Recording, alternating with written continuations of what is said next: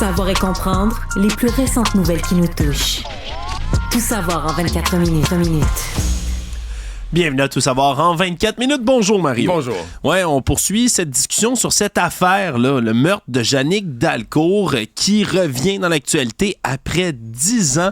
Le suspect qui avait été tout d'abord suspecté, on le dit bien, il y a 10 ans de ça. La police disait avoir une seule personne qu'on l'avait questionné, longuement interrogé, plus qu'une fois si je me trompe pas. Et qui revient finalement aujourd'hui pour être formellement accusé. En fait, ma compréhension, c'est qu'il n'y a jamais vraiment eu d'autres accusés, personnes suspectées. Probablement qu'on a interrogé un paquet de gens témoins de loin, mais ça a toujours été lui qui a été dans la mire, puis finalement, c'est lui qui a été accusé qui a été arrêté hier soir. Oui, c'est ce qui laisse penser aussi qu'il y aurait peut-être eu plutôt des problèmes de procédure, parce que 2 fois, on a amené le dossier au DPCP. Je rappelle les faits. Tout ça survient le 21 octobre 2014. La jeune femme, Yannick Dalcourt, 23 ans, revient chez elle du travail en vélo sur une piste cyclable, se fait sauvagement battre à coups de barre de fer, un meurtre crapuleux qui semble complètement gratuit, qui a vraiment ébranlé un peu partout les gens au Québec.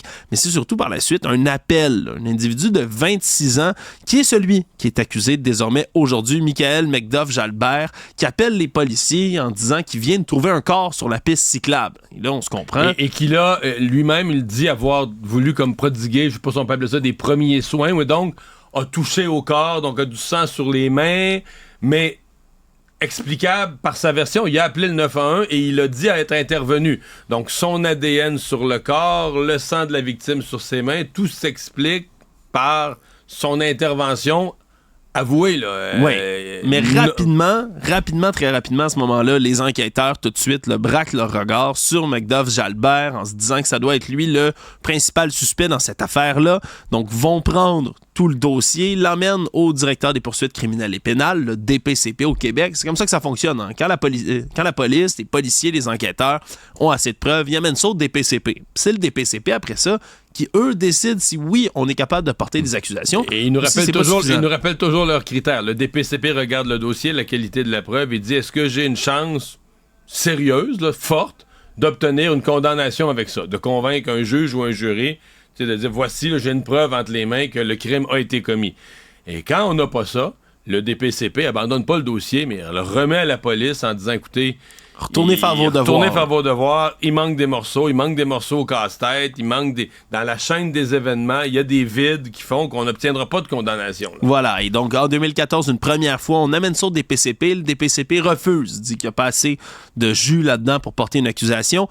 1 an s'écoule par la suite. À l'automne 2015, on retourne le dossier au DPCP. Même résultat, disent qu'on ne peut pas porter d'accusation avec un dossier comme celui-là. Ce qui laisse présupposer, comme je le disais, qu'il y a eu des problèmes dans l'enquête qui font en sorte qu'on n'est pas capable de porter des accusations plus que d'identifier l'assassin. Parce qu'à ce moment-là, déjà, tous les yeux sont portés sur le suspect de M. McDuff-Jalbert dans cette histoire-là. Donc, la police, depuis 10 ans, garde l'œil sur cet homme-là. Et aujourd'hui, il est âgé de 35 ans. Et c'est pas meurtre 2e degré, Mario, c'est meurtre 1er degré, donc il a été arrêté hier soir, il y a eu la visite de la police, il a été arrêté hier soir, il a comparu meurtre 1er, cet avant-midi, au palais de justice de Longueuil, en présence du père et de la mère de Yannick Dalcourt, qui avaient été, je sais pas si c'est hier soir ou ce matin tôt, mais avaient été avertis de l'arrestation par les policiers enquêteurs et se sont présentés au palais de justice. Ouais, puis ils ont témoigné en sortie de la salle d'audience en disant qu'ils sont certainement soulagés en partie,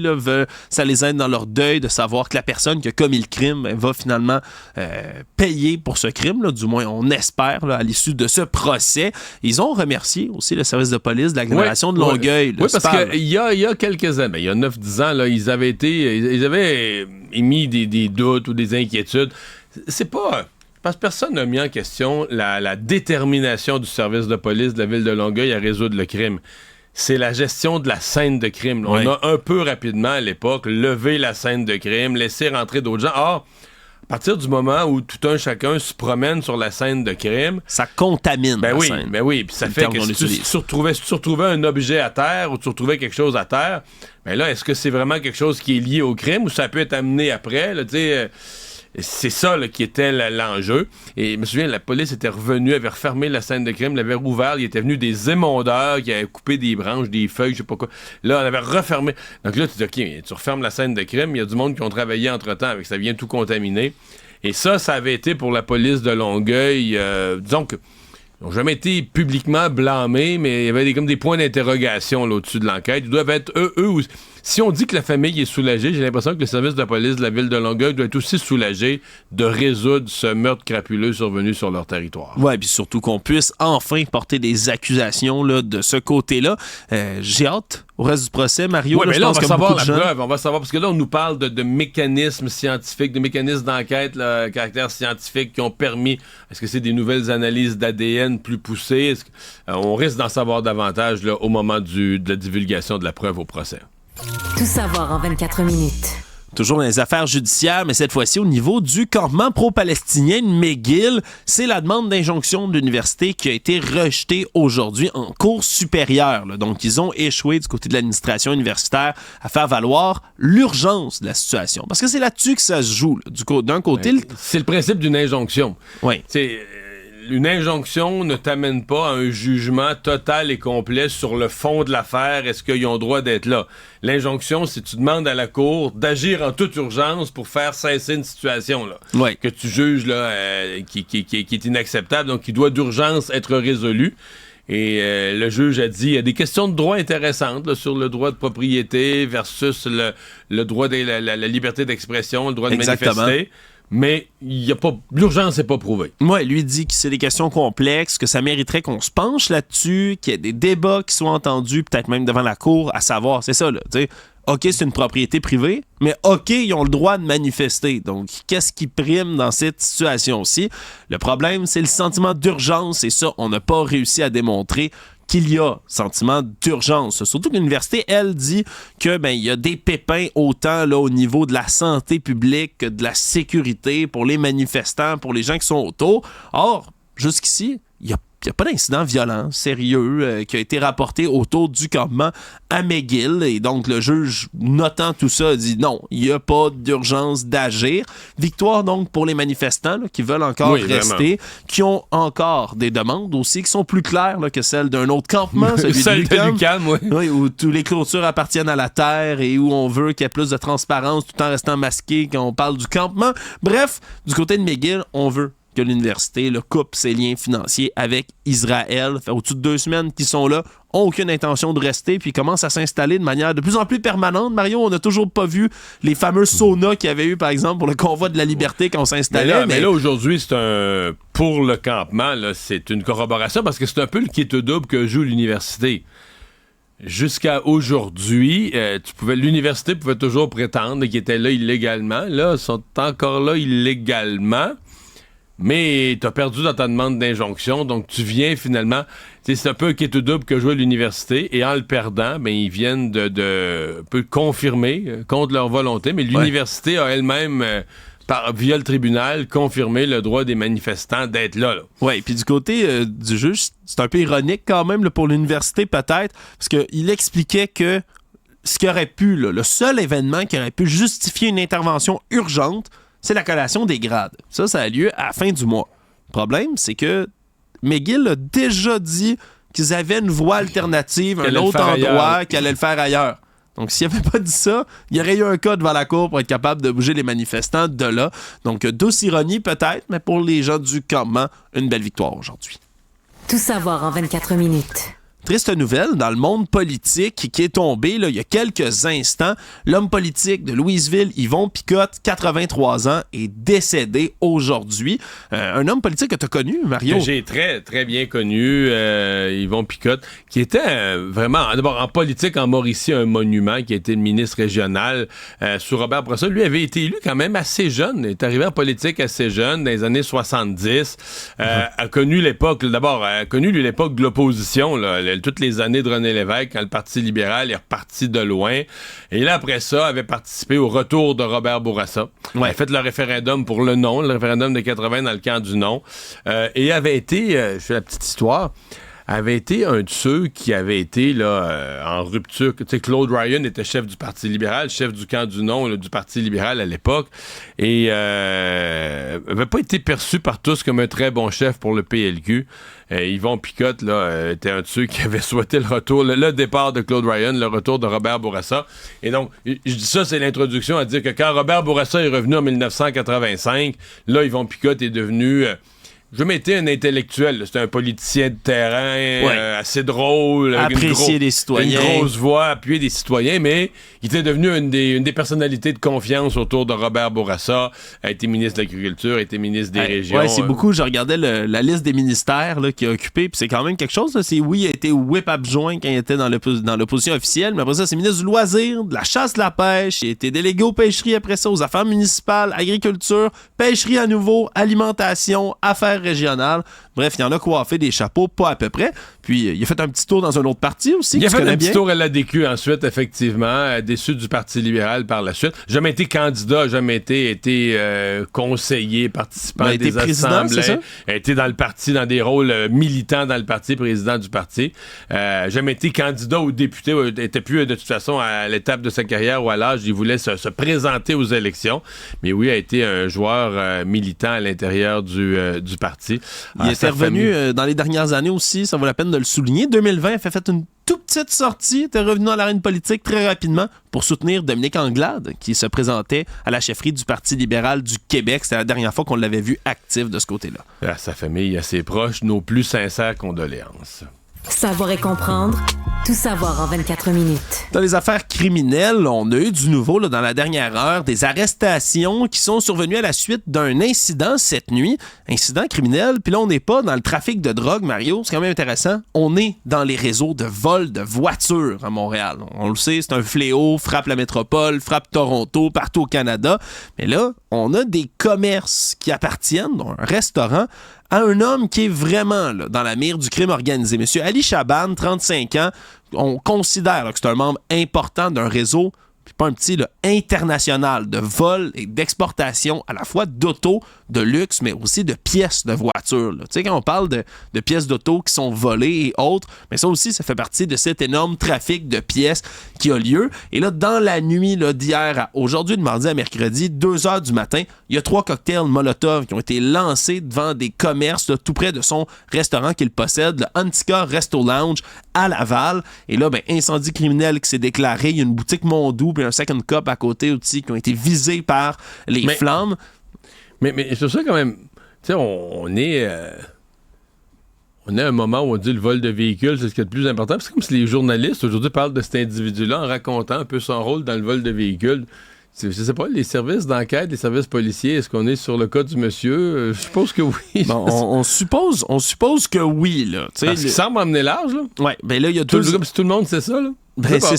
Ça fait c'est comme dans Mafia, j'imagine, dans la distribution de stupéfiants. T'sais, on sait qui ils sont, puis des fois, ça prend beaucoup de preuves là, pour être capable de les arrêter. Puis quand la police se met à dire publiquement que ces gens-là sont dans leur mire, c'est quand même pour mettre un peu de pression.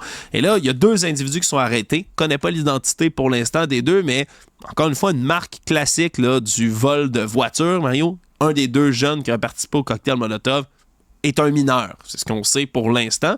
Et là, on a M. Chaban, lui, c'est pas la première fois là, qu'il est visé par des attaques. Il faut comprendre, 9 février dernier, il est dans son luxueux VUS Mercedes, est à Laval, se fait cribler son véhicule d'une 12aine de coups de feu, survit miraculeusement à l'attaque, blessure légère au bras. La semaine d'après, il y a des balles, encore une fois, de fort calibre qui transpercent la vitrine d'entrée de son restaurant Antica Resto Lounge, le même qui a été visé par les cocktails Molotov. Il y avait un jeune homme de 27 ans qui avait été arrêté autour de tout ça. Donc, tu sais, quand on dit OK, le vol d'auto, pas un crime nécessairement violent, finalement, on voit qu'il y a des attaques puis des attentats comme ceux-là qui se multiplient, qui sont presque identiques, on va le dire, à d'autres milieux criminalisés, Mario, que le vol d'auto. Donc, hâte de voir là, ce qui va se passer autour de tout ça. On devrait avoir l'identité là, des 2 hommes qui ont été arrêtés incessamment. Actualité. Sinon, c'est un classique à l'approche du 1er juillet. Puis je dis un classique, je dis ça avec beaucoup de tristesse.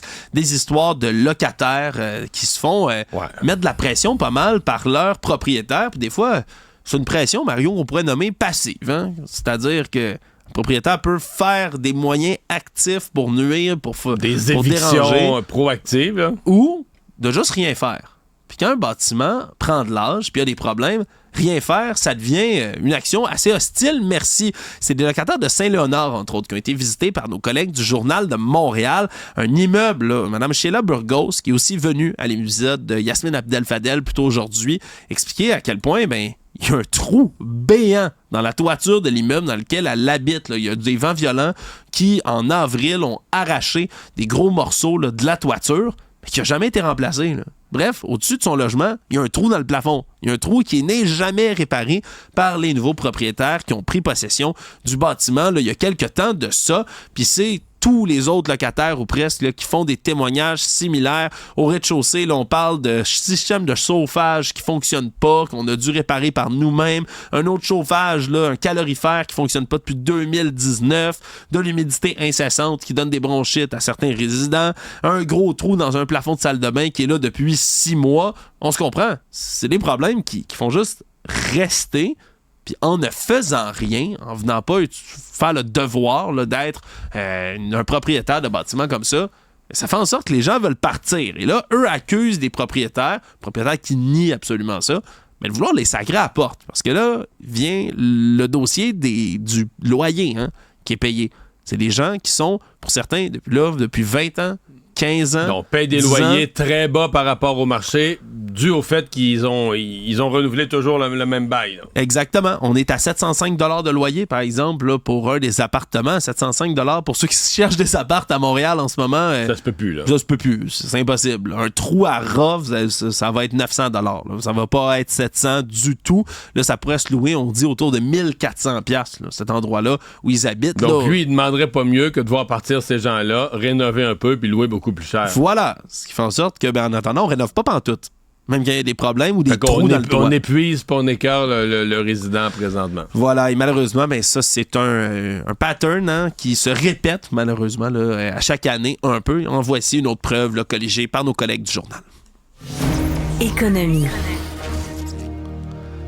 C'est en grande pompe aujourd'hui à côté de l'Aquarium de Québec et avec en belle toile de fond le pont de Québec lui-même qu'on a annoncé officiellement ce qui avait été bruité plus tôt dans la semaine, c'est-à-dire que le gouvernement du Canada va reprendre le pont de Québec pour le dollar symbolique donné au CN, le Canadien national, qui possédait déjà là, le pont depuis 1993. Après, je ne sais plus combien d'années de négociations entre le fédéral et le CN et le gouvernement du Québec aussi, négociations qui ne portaient pas sur le 1 $, là, sur le prix à payer. Ça, c'était comme la logique de l'affaire, c'est comme le CN allait redonner le pont au gouvernement. La négociation portait sur qui va payer quoi et pendant quelle période. Comme là, ils se sont entendus sur 1 milliard pour les 25 prochaines années. Le fédéral qui paye la plus grande partie, qui paye 600 millions, une partie le ministère des Transports du Québec, une partie le CN. Mais c'est vraiment cette négociation parce qu'il y a de l'entretien, il y a de la peinture, il y a de la solidification, de la structure, il y a toutes sortes de travaux. Là. C'est un pont centenaire. Hein? Quand on le voit de loin, le pont de Québec, ça paraît. Hein? Il y a des ouvrages qu'on... Ah oui, c'est vieux. Celui-là, on le sait qu'il est centenaire quand on le regarde. Il est vieux puis il est rouillé. C'est particulièrement ça qui attire l'œil. D'ailleurs, une bonne partie là, du magot qui va être donné va servir justement à aller repeinturer l'entièreté du pont de Québec. Mais est-ce que tu as vu, pour les gens qui sont soucieux d'esthétique? Oui. Le ministre, puis c'est pas un reproche que je fais, là, c'est bien logique, mais le ministre Jean-Yves Duclos a été très clair que la peinture qui va être mise en premier, c'est la peinture protectrice des structures. Parce qu'évidemment, la peinture a deux fonctions. L'esthétique, c'est plus beau un pont peinture repeint, tu sais, mais elle a aussi une fonction de protéger l'acier. Alors, les premières pièces qu'on va protéger, c'est les pièces non remplaçables. Il y a certaines parties de la structure qu'on qualifie de non remplaçables. On se comprend, il y a des morceaux sur un pont, tu peux pas les enlever sans que ça sacle le camp. Donc là, c'est ceux-là qu'on va aller repeindre en premier. Puis après ça, les autres pour des motifs de protection. Puis en dernier, ce qui ne relève que de l'esthétique. Et le en dernier, là, les 3 étapes que je viens de mentionner, c'est pas en juillet, on fait un en août, en l'autre, puis l'autre en septembre. C'est sur des années, je dirais quasiment des décennies, là. Oui, ça va être long. Ouais, Attendez-vous pas à ce que le pont devienne magnifique demain matin, là. Et des années et des années avant de dire que tout va être repeint. Je peux même pas te dire, je sais pas si la question a été posée à la conférence de presse, mais quand je les écoutais parler, faire leur présentation, tu te dis, OK, ça va être repeint, je sais pas, peut-être en 2030 quelque, 2040, je sais plus trop. Mais d'ici là, Mario, il y a plein d'autres projets qui sont sur la table. Oui. On veut le Oui. rendre aussi plus accessible pour les touristes qui veulent venir voir le pont, là, même s'il n'est pas complètement peinturé encore, pour les cyclistes, les piétons, pour qu'il y ait une meilleure accessibilité au pont. On aimerait aussi faire de l'illumination périodique, là. On sait que c'est...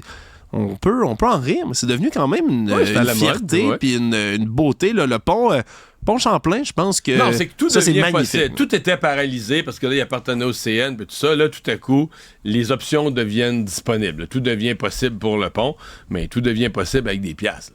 Oui, C'est ça l'affaire. Là. C'est ça l'affaire. Le monde.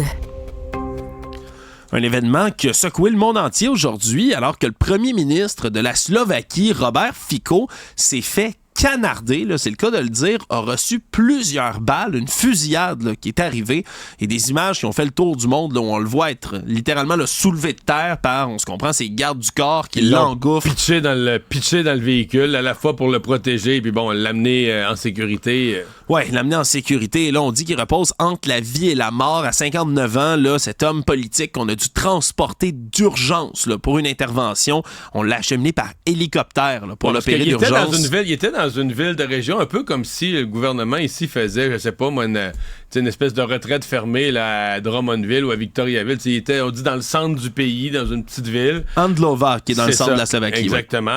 Ouais. Et là, il était devant la porte de l'édifice où avait lieu la rencontre gouvernementale.